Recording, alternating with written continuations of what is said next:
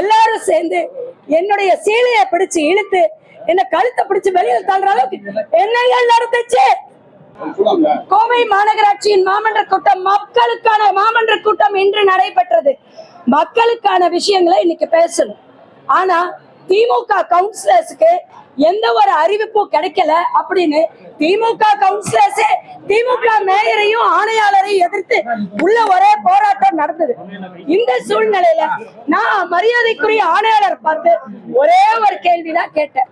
தினமலர்ல 40 கோடிக்கு ஊழல்னு போட்டிருக்காங்க. இப்ப இந்த 40 கோடிக்கு ஊழலுக்கான பொருட்கள், அதாவது பணிகள், அந்த பணிகளை பாஸ் பண்ணும்போது 100 மாமன்ற உறுப்பினர்களும் உட்கார்ந்துருக்கோம். மன்றத்துலதான் உட்கார்ந்தா பாஸ் பண்ணணும். செம்மொழி பூங்கா அவ்வளவு சிறப்பாக நடந்தது. அருமையான ஒரு திட்டம்.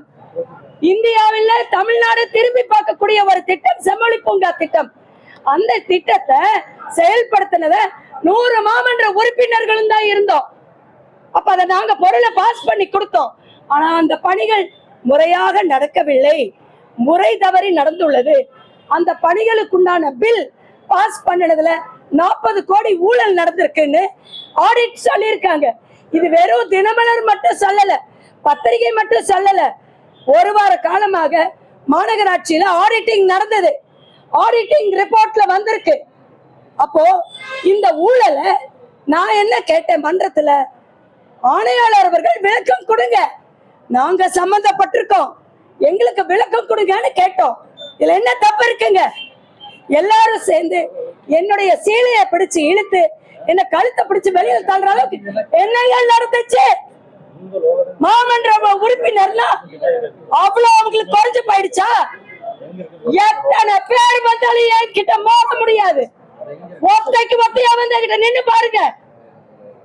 கரைப்படியாத கைகளான என்னுடைய தந்தையார் அவர்கள், முன்னாள் மேயர் காலடி வெங்கடாஜல் அவர்கள் மகிழ் சொல்கிறேன். இன்றைய தினசரி தினமலர்ல என்ன வந்திருக்கு? 40 கோடி லஞ்ச ஊழல் அப்படின்னு வந்திருக்கு. அப்போ இதை எங்களை சேர்த்து சொல்றதை நாங்க கருதுறோம். ஆகவேதான் நாங்கள் இன்று மாமன்ற கூட்டத்தில் இதற்கு பதில் சொல்லுங்கள். அதாவது வாத்தியார் ஸ்கூல்ல இருக்காருன்னா ஒரு பையன் படிக்கலாம், அதுக்கு வாத்தியார் பொறுப்பு இல்ல, படிக்காத பையன் தான் பொறுப்பு.